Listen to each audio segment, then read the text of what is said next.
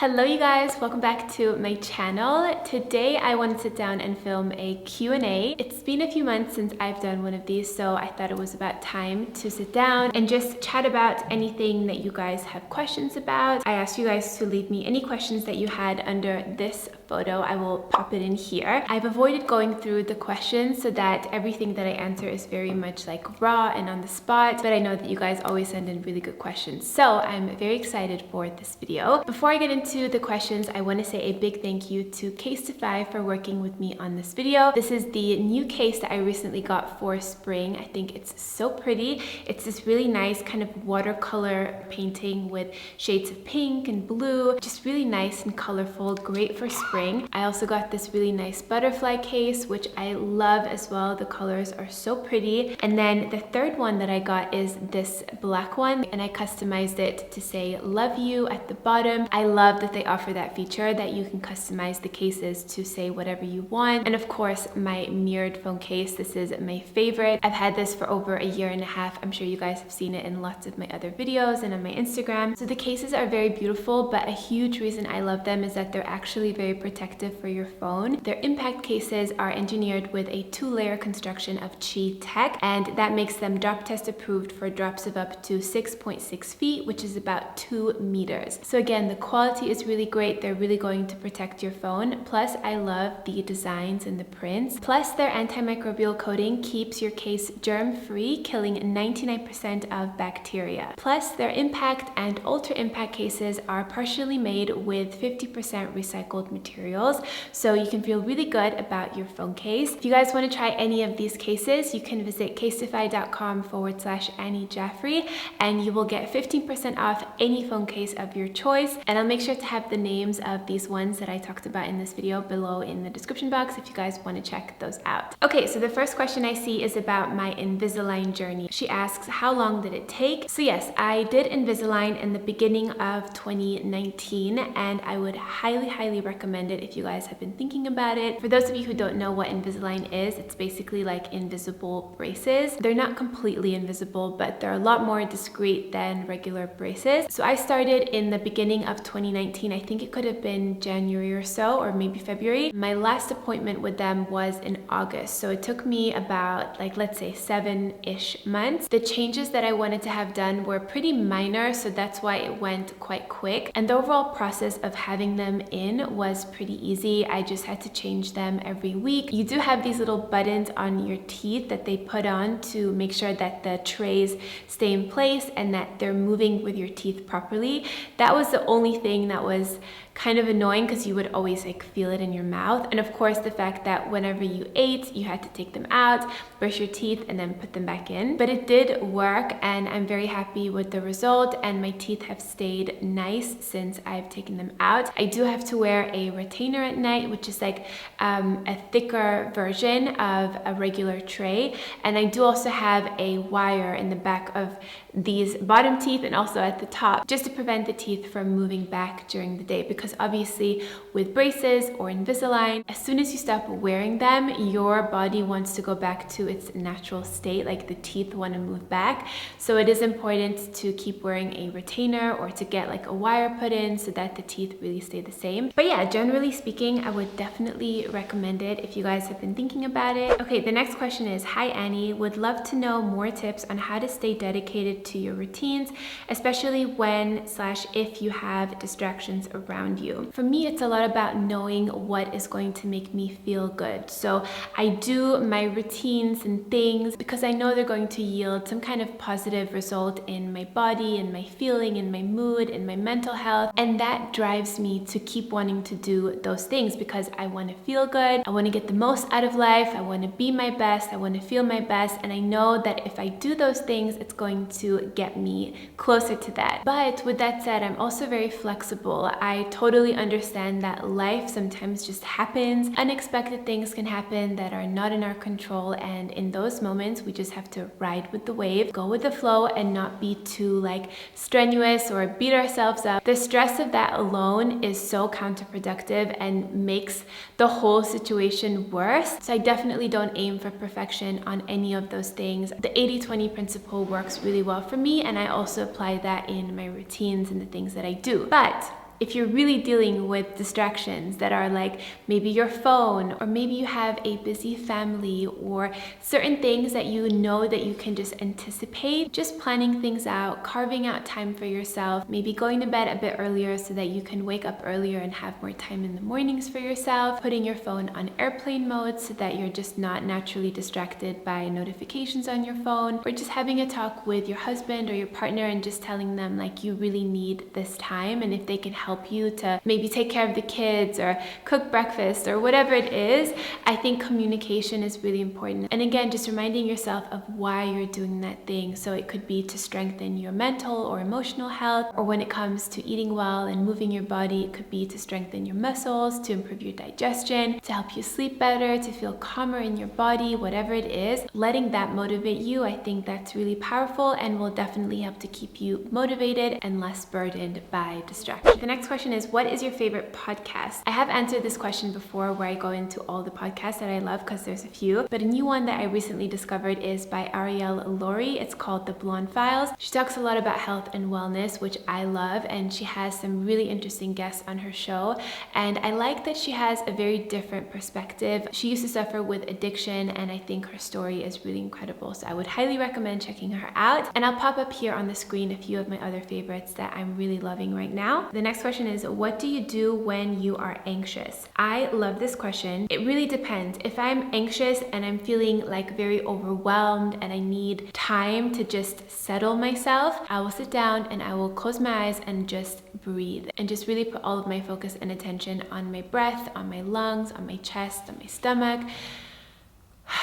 and really just slow myself down. But on the other hand, if I do that, sometimes it just makes me more stressed. So it kind of depends on what I'm feeling. Sometimes I need to get out, I need to be in nature, I need to breathe fresh air, I need to have sun on my skin. So I love taking walks as well. That's something that you guys probably know is so therapeutic for me, especially being in nature, being around trees, seeing colors.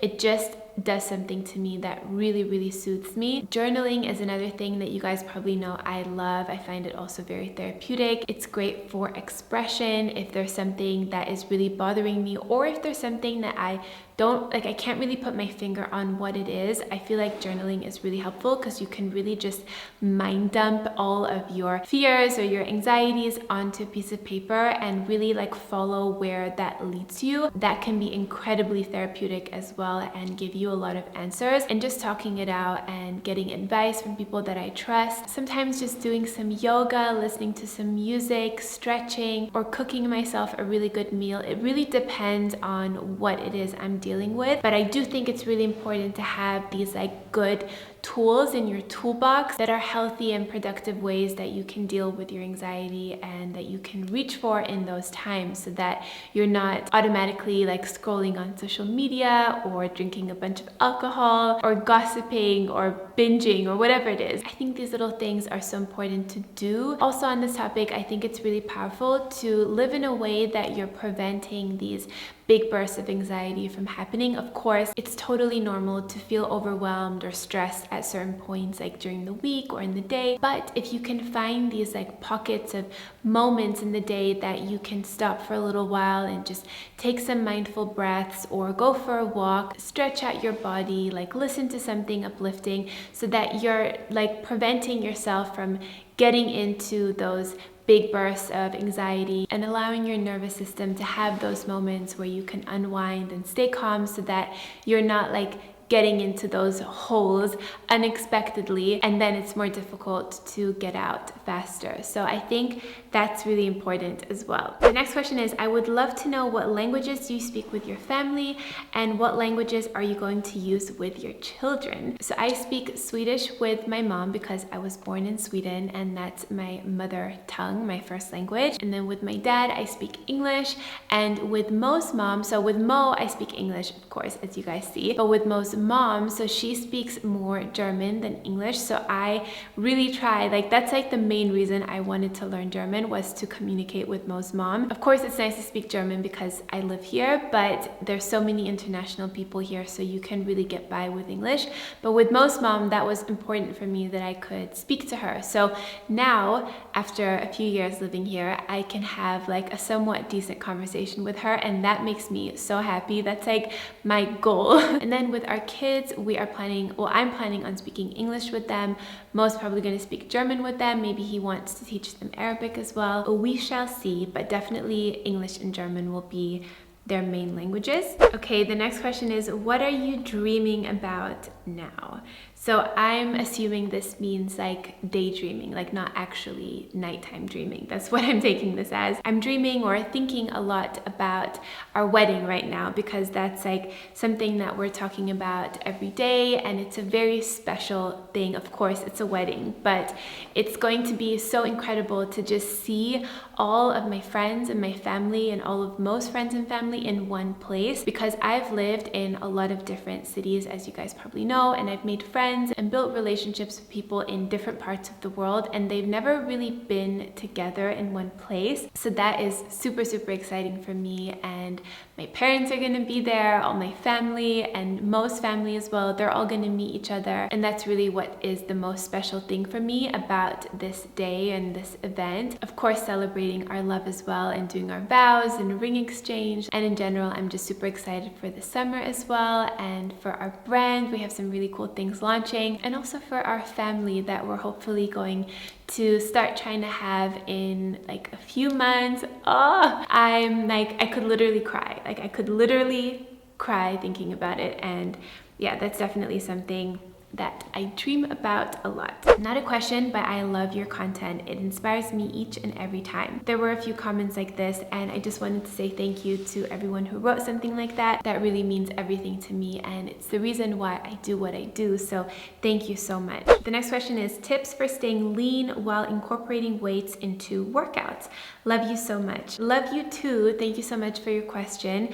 So tips for staying lean. Well, I really enjoy using weights in my workout routine, but as with everything when it comes to diet and lifestyle, it's really important to listen to your body. For some people, they say that they bulk up when they use weights. For me, that's not the case. I just feel really toned and lean in my body. And some of you guys know that before, I used to love going to Body Pump. I would still be going to it, but it's COVID and gyms have been closed for like 9 months now. So I do weighted workouts at home, but the weights are not as heavy as in Body Pump. But my point is that me personally, my body does not bulk up when I use weights. It actually leans it out and just makes me feel really strong and toned.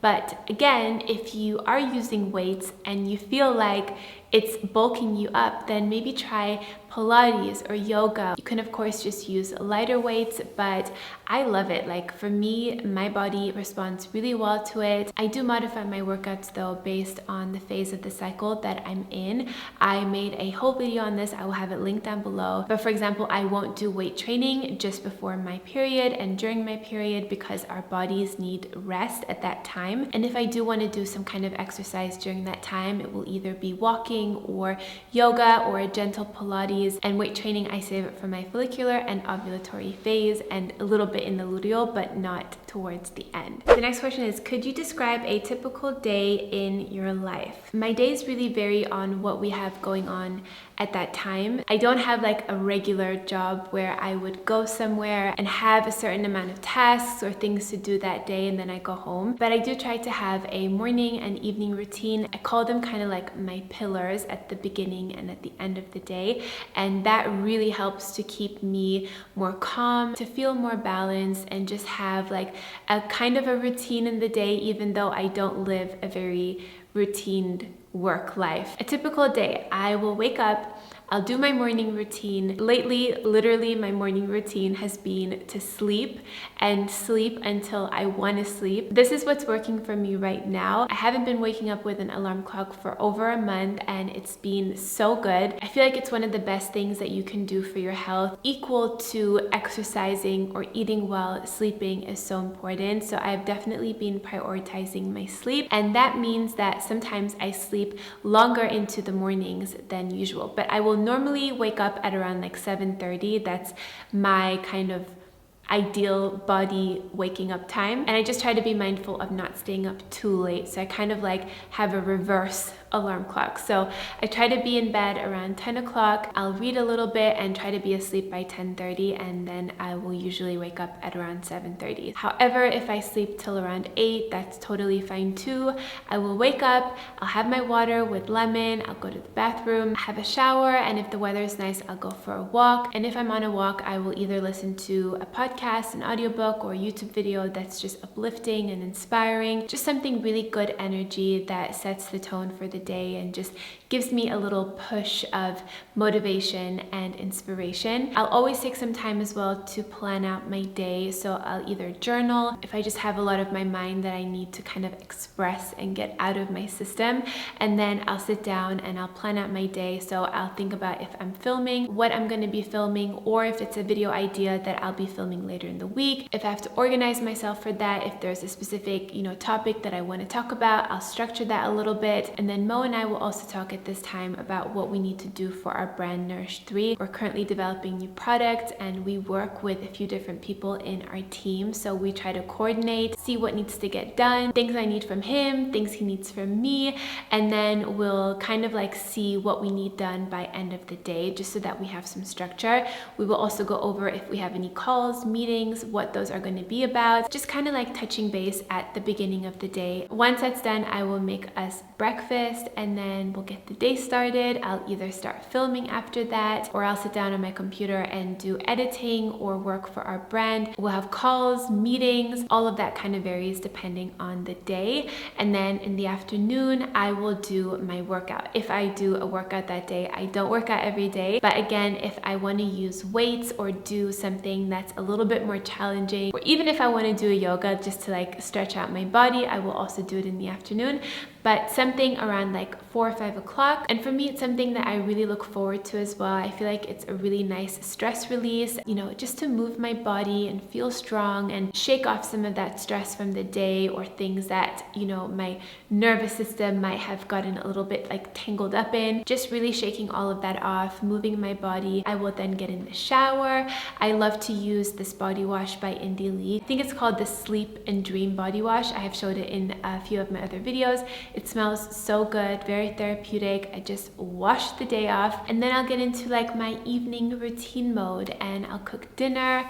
Mo and I will catch up. We try to put work stuff on the side and just be with each other and nurture our relationship. So we'll have dinner and then we'll sit on the couch and either watch a show or a movie. And then I do try to end my day with a little bit of reading before going to bed. I've talked about that before, but I do think it's nice to not be exposed to too much blue light and stimulation right before you go to sleep. If you do find it difficult to fall asleep at night, putting your phone away, turning the TV off, and picking up a physical book. That has been really helpful for me as well for falling asleep earlier, because again, you guys know I'm not using an alarm clock right now, so falling asleep early is key for me. There's a few questions about eating meat and chicken and what made me change my diet. I did go into this in the video where I shared about my hormonal acne journey and what happened to my skin last year in the spring when I got off of the pill, and I was on a predominantly higher carb, lower fat, lower protein diet. If you guys haven't seen that video, I will have it linked down below and I go into some more detail on that. But basically, when I got off of the pill, my hormones were all over the place. My body was trying to rebalance itself. The weather today, by the way, is cloudy and sunny, and so the sun keeps popping in and out of the clouds, and that's why it's changing the lighting so much, so bear with me. But yeah, yeah, when I was looking into how to balance my hormones again, I came across that it's really important to be eating high quality sources of good fats and protein, and scaling back a little bit on the simple carbohydrates and the high GI scale foods that can make your blood sugar spike a lot. This is another topic where I think it's really important to listen to your body and of course experiment, be inspired, try different things, but know that if something is not working for you, that's okay. We don't all have to follow the same diet and lifestyle, and what could have been working for you at one point in your life might not be working for you right now, and that's okay too. So I switched up my diet from that point and I started eating more protein, more fats, and my skin responded really well. And the bumps that I had, the rashes, the irritations, especially here around my lower on my cheeks and on my chin and jaw, the inflammation started to slowly go away and my skin was a lot more clear and even, and I got less acne and less breakouts. Also throughout the years, I just feel like I don't want to label myself anything. I eat a lot more intuitively these days and very balanced. I eat from all food groups except for dairy because that's not something that I'm ever really attracted to. Like I won't buy regular milk or regular yogurts and stuff like that. I will get the plant-based alternative. But if we're traveling or if we're eating at restaurants or if there happens to be a little bit of cheese in something or butter or milk in something, I will totally eat it. I'm not super picky about it, but I just won't buy it at home. But other than that, I eat basically everything and I really listen to my body. I ask myself, what do I want to eat beyond labels or what I think is right or wrong? And that has been so incredible for my body, for my relationship with food, and just my calmness and my ease and my love and relaxation around eating and understanding my body and being friends with myself and just having a really balanced and simple and easy relationship with food and feeling nourished and really energized and just satisfied and not feeling like at the end of the day that I'm still super hungry and that I want to be eating everything. This is definitely a topic I am going to do more videos on and just talking about this in more detail because I think it's very easy to get trapped in that mindset of wanting to do everything perfectly, with good intentions, of course, because we hear that this thing is good for us and then we want to keep doing that thing no matter what, but we're then not listening to our bodies. And for me, I realized that balance is everything and there's no point to be super rigid and super strict because that alone, the stress of that alone can impact us so negatively that it can just undo all of the good things that we think we're doing when there's really no need to be so perfect with everything. So this is something I definitely want to dive into more in future videos. But yeah, just listening to my body, eating what I want, doing what makes me feel good, and having a good balance. For me, that is everything. Those are the questions that I'm going to answer in this video. Thank you so much for watching. I hope that you guys found this interesting, and even just doing this Q&A gave me some really good ideas for future videos to do, things to talk about, and seeing what you guys are interested in. So thank you to everyone who sent me your questions. I will definitely keep these in mind for future videos. Also feel free to leave me any questions that you have below under this video and I will have a look at those as well. Thank you so much for watching. I hope that you're all having a beautiful day and I will see you in my next one. Bye guys.